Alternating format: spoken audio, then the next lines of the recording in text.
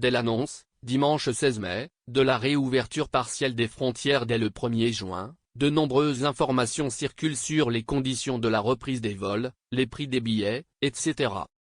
Dans les différentes pages et les nombreux groupes sur Facebook, des Algériens établis à l'étranger annoncent avoir acheté leurs billets pour des départs prévus dans les semaines à venir, avec les différentes compagnies aériennes qui desservent habituellement l'Algérie. Gare aux déceptions. Sur Internet, les compagnies aériennes, y compris Air Algérie, mettent en vente des billets d'avion pour des vols réguliers et non spéciaux. La mise en vente de ces billets n'est pas une nouveauté. C'est une pratique qui n'a jamais cessé durant la crise sanitaire. Acheter leurs billets pour des départs prévus dans les semaines à venir, avec les différentes compagnies aériennes qui desservent habituellement l'Algérie.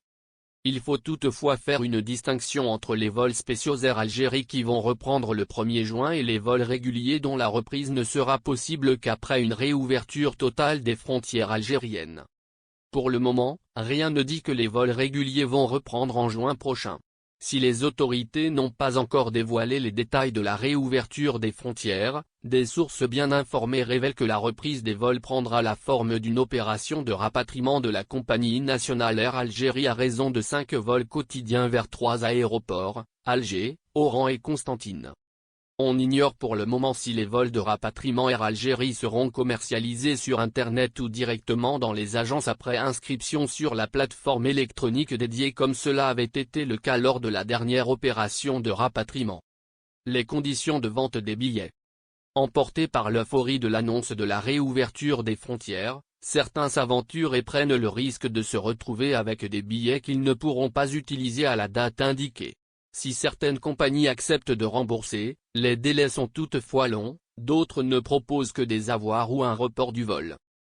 Certains clients algériens ont reçu récemment des mails leur annonçant l'annulation de leur réservation. C'est le cas d'une ressortissante algérienne qui a réservé un vol avec Transavia, la filiale low-cost d'Air France, à destination d'Algérie pour la date du 15 juillet prochain. Cette dernière a reçu un mail de la compagnie qui lui a notifié l'annulation de réservation confirmée pourtant par un billet d'avion, et donc payé. En raison des dernières mesures annoncées, nous sommes désolés de vous informer que votre vol est annulé pour des raisons opérationnelles, écrit la compagnie dans son mail. Transavia informe sa cliente qu'elle a déjà procédé au remboursement qui sera effectué dans un délai de 30 jours.